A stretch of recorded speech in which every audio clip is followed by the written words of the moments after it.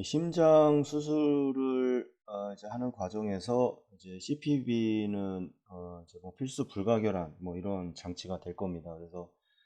심장 수술을 한다고 하는 의미는 이제 심장으로 우회하는 혈액을 다시 이제 외부로 받아들여서 다시 이제 에올타로 넣어주는 이런 과정을 지속적으로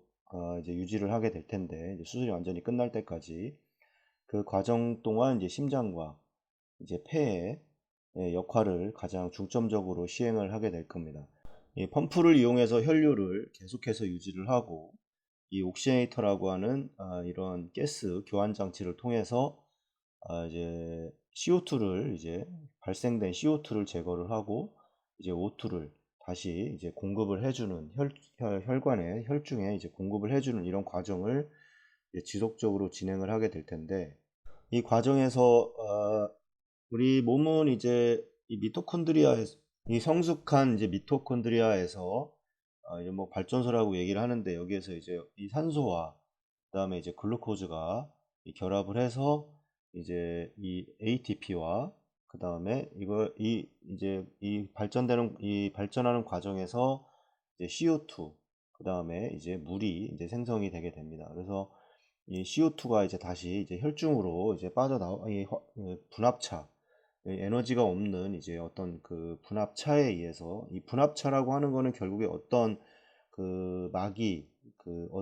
어느 부분과 어느 부분에 이걸 구분해주는 막이 있어야지 이제 분합이 형성이 되는 겁니다. 그래서 이 분합차에 의한 이제 확산에 의해서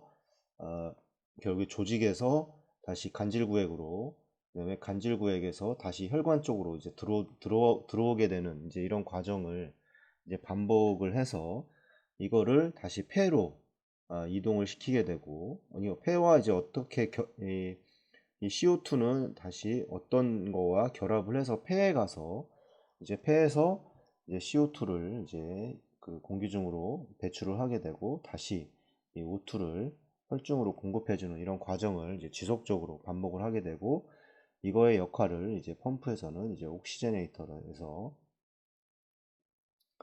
시행을 하게 됩니다. 그래서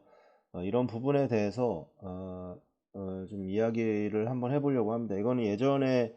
이 아주 초창기 이제 유튜브를 시작할 때 이제 올렸던 내용이긴 하지만, 다시 이제 리마인드하는 개념으로 근데 중요한 개념이기도 합니다. 그래서 어떤 이론적인 이런 근거들을 좀 알고 있어야지 이 CPB를 진행을 하면서 어떤 이제 랩이라던가 이런 거에 대한 분석이 가능하게 되고, 그러면 이제 좀 더 이제 환자에게 좀 다가갈 수 있는 그런 이론이 되지 않을까 생각을 합니다. 그래서 이 호흡이라는 거는 이제 결국에는 이제 혈중에서 CO2를 리무브하고, 그 다음에 이 O2를 이제 공급을 해주는 과정이 될 겁니다. 그래서 우리가 알고 있는 뭐 DO2와 뭐 BO2의 레이시오가 보통은 이제 5대 1 정도 돼야 됩니다. 그래서 만약에 이 5대 1의 비율이 만약에 2대 1 이하로 미만으로 떨어지게 되면, 이게 이제 결국에는 이제 현기성 이제 대사가 진행이 돼야 되는 거고, 아무리 이제 뭐 최순환 과정에서도 최소 3대 1 이상은 유지를 해줘야 됩니다. 이 DO2와 산소의 공급과 이 산소의 소비에 있어서 이 3대 1 이상을 유지를 해줘야 되는 이런 과정을 거쳐야 되고, 이 밑으로 떨어지게 되면 이제 그 여러 가지 이제 그 락테이트라든가 이런 게 발생을 하기 때문에, 그러니까 이런 부분에 대해서 좀 인지를 하고